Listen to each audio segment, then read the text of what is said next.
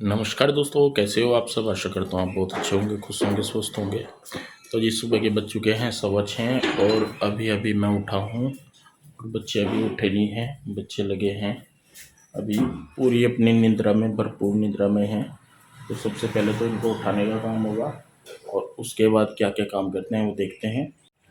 और ये है हमारा यहाँ पे बाहर का मौसम, देखिए कितना प्यारा सा मौसम है। और इधर हमारे देता बाबा। और जी ये जो हम टाइल्स देखने गए थे आ गई थी रात। ये देखिए कुछ तो ये हैं और कुछ हमारी यहाँ पे ये टाइलें हैं। और यहाँ पे देखेंगे हम कौन सा कलर है, देखते हैं। जो हम लेके आए हैं ये पसंद भी है नहीं है।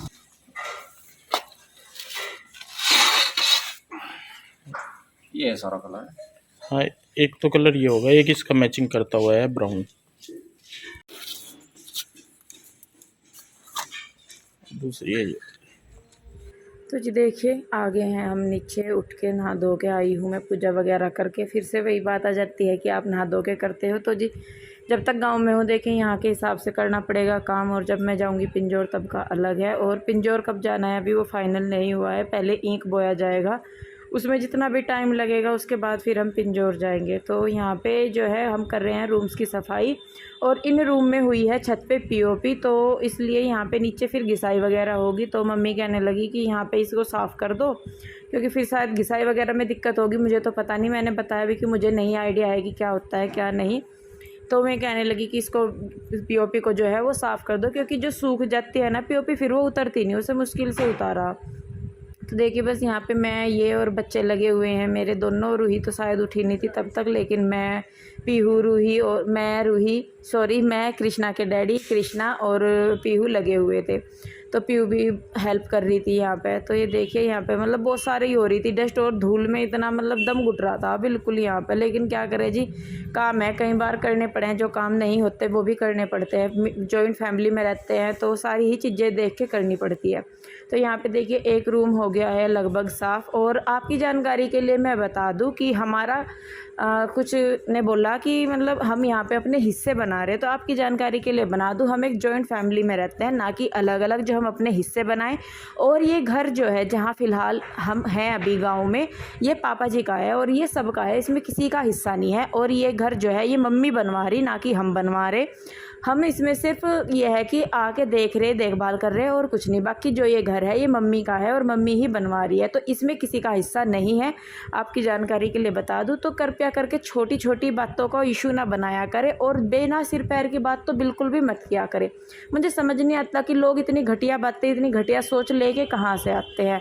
अपनी सोच दूसरों पे थोपना मुझे नहीं समझ में आता कि कहाँ की ये है। तो मैं सब क्लियर कर दूँ ये चीज़ कि जो ये घर है ये मेरे पापा जी का है, यानी कि ससुर जी का है और मम्मी का है। और मम्मी ही इस घर को करवा रही है रिनोवेट, और उन्हीं की ही जो भी है मतलब उन्हीं के ही हिसाब से सारी चीज़ें हो रही है। तो इस चीज़ को ध्यान में हमने नहीं रखा कि हमें कौन सा हिस्सा लेना है या क्या लेना है।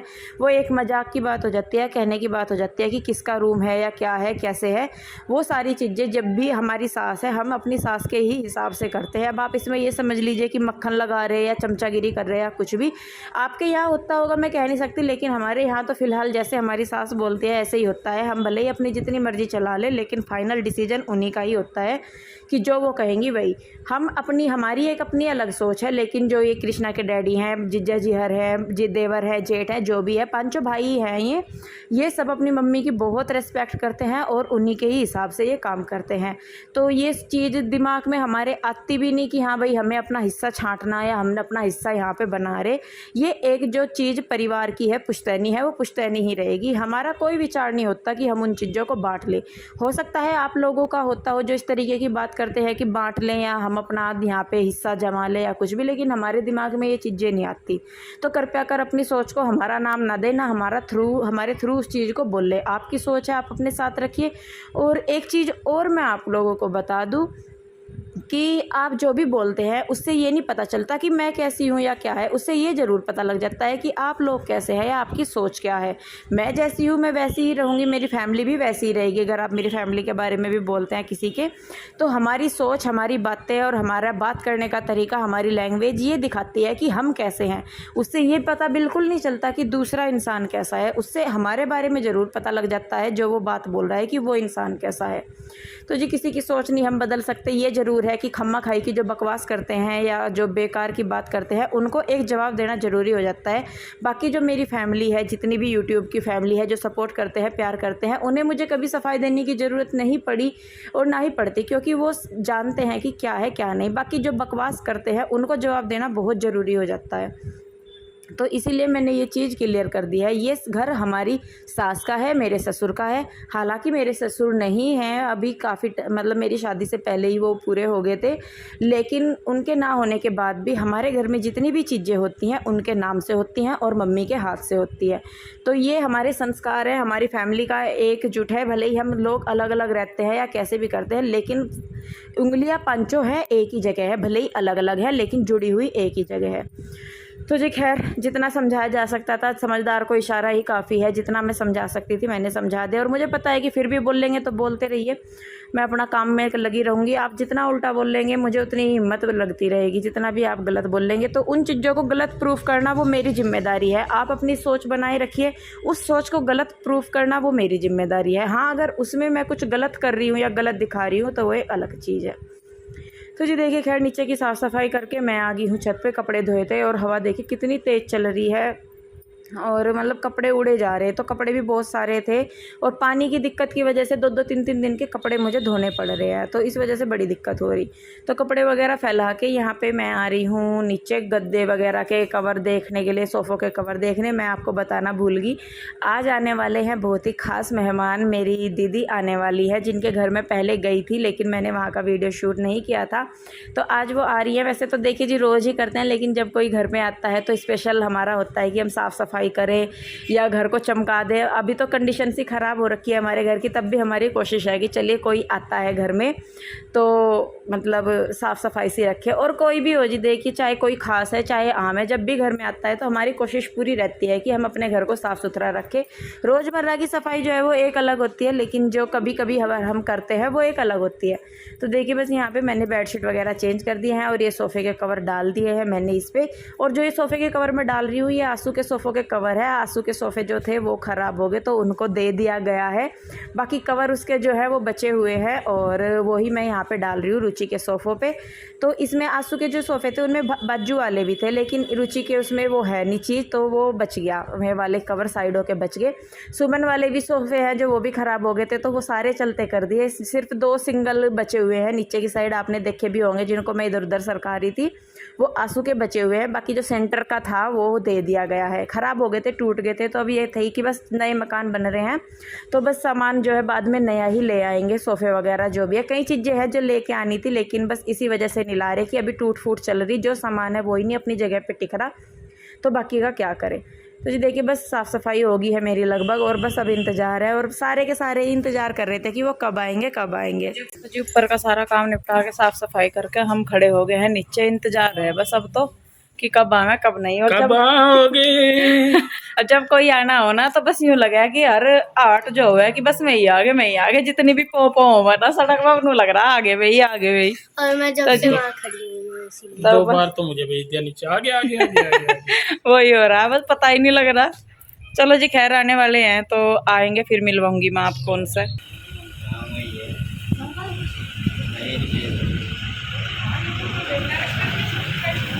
नमस्ते मौसी जी।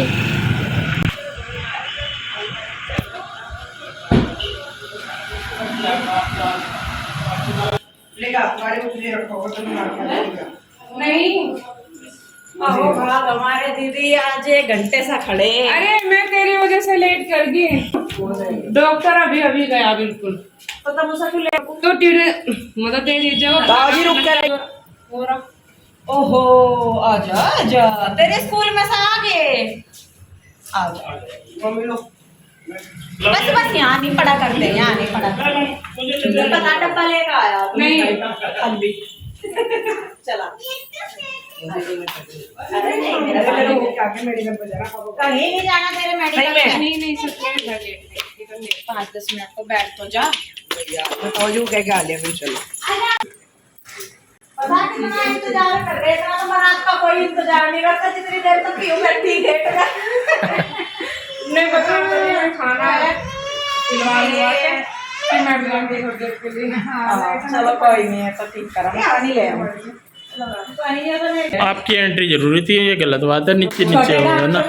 हाँ बैठो। तो जी देखिए आ गई हैं मेरी दीदी और उनके बच्चे आए हैं। जीजा जी नहीं आए हैं क्योंकि दी उनका ना एक मेडिकल स्टोर है और हॉस्पिटल है, तो वो वहाँ पे बिजी रहते हैं, तो वो नहीं आए। पर चलिए कोई बात नहीं। और मैं सही में बताऊँ, हम लोग काफ़ी टाइम से यहाँ पे हैं, लेकिन वही है कि टच में नहीं थे तो पता नहीं लगा कभी क्या है क्या नहीं। और ये दीदी साथ में ही रहती थी, मतलब पास के ही कस्बे में है ये दीदी। बस जी पता नहीं, ये हमें तो ये लगता है कि भगवान की जब मर्जी होती है तभी सारे काम होते हैं। उनसे इतने दिन तक हम नहीं मिले या क्या था या क्या नहीं था, वो एक चीज़ अब तो खैर कोई मैटर नहीं करती, लेकिन बस ये ज़रूर लगता है कि भगवान अगर पहले करते कि हम लोग आपस में मिल पाते तो अब तक हम बहुत अच्छे तरीके से घुल मिल गए होते। पर जी चलिए कोई नहीं, देर आए दुरुस्त आए। और मैं सच में आज इतनी खुश हूँ क्योंकि आपने देखा होगा कि मैं जल्दी से ना मायके जा पाती, ना मायके से जल्दी से कोई मेरे पास आ पाता। और जब ये होता है कि हाँ कोई अपने मायके की साइड से आ रहा है और अपना ही बिल्कुल ख़ास है, तो सच में बहुत खुशी होती है। और मैं तो इतनी इमोशनल हो जाती हूँ कई बार तो कि मैं रोने लगती हूँ जब मैं किसी को देखती हूँ अपनी साइड वाले को। तो ये जो दीदी हैं ये मेरी सगी मौसी की लड़की हैं। और बस पता नहीं जी क्या था क्या नहीं, पुरानी चीज़ों को नहीं ध्यान वो करते, पर जो भी था अब हम इनसे मिले हैं। 1-2 बार मैं इनके यहाँ पे चली गई हूँ, वीडियो मैंने शूट नहीं किया क्योंकि मैं फर्स्ट टाइम उनके यहाँ जा रही थी और मैं इतनी कॉन्फिडेंस में नहीं थी कि मैं उनके घर पे जाके वीडियो बना सकूं। हालांकि उन्होंने मुझे कहा था कि इंदु तू कर ले, कोई दिक्कत नहीं।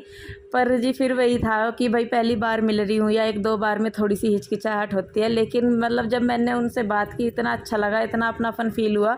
और जो ये दीदी है ये बिल्कुल मेरी मम्मी की शक्ल की है, भले ही मेरी शक्ल इतनी मेरी मम्मी से नहीं मिलती, लेकिन मेरी दीदी की जो शक्ल है, मेरी मौसी की बेटी हैं, उनकी शक्ल बिल्कुल मेरी मम्मी से मिलती है। तो सच में बहुत अच्छा लगा। और इतने टाइम के बाद इतनी भाग दौड़ में, इतने कामकाज में मैं उनसे मिली या वो हमसे मिलने के लिए आई, तो बहुत बड़ी बात है। क्योंकि जी आज के टाइम में किसी के पास नहीं इतना वक्त होता कि किसी के यहाँ जाए, मिले, समय दे किसी को। और जब लंबी इतनी दूरियों के बाद कोई अपने पास आता है ना, तो सच में मैं आपको बता नहीं सकती कि मैं कितनी खुश हूँ इस चीज़ को लेके। और मैं सही में मतलब अपने ससुराल वाली साइड अपना सा कोई हो जाए तो और बिल्कुल खास ही हो जाए तो बहुत ही मतलब आप समझ सकते हैं। मैं उन चीज़ों को शब्दों में बता नहीं पा रही कि क्या है वो क्या नहीं है, पर जो भी है फाइनली ये है कि मुझे बहुत अच्छा लगा कि दीदी आई। और सच में जब मैं अब इसकी एडिटिंग कर रही थी ना और अब रिकॉर्डिंग भी कर रही हूँ, तो मुझे देख देख के मतलब मैं बहुत इमोशनल हुई जा रही, क्योंकि मुझे यकीन ही नहीं होता इन चीज़ों का कई बार कि वाकई में कोई इतनी केयर कर सकता है, इतना प्यार कर सकता है। तो ये दीदी ना बहुत अच्छी है और बहुत लाड प्यार इन्होंने मुझे दिया है।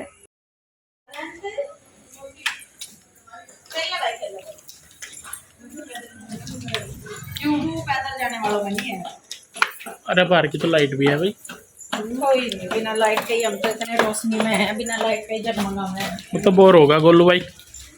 बोर नहीं हुआ, खेत में जाके इसका बोरपन सारा हट गया था। जो तो इतना झूठा भाई, तेरी बात नहीं कर रही थी। खाना हमें तो हम देख लो। अच्छा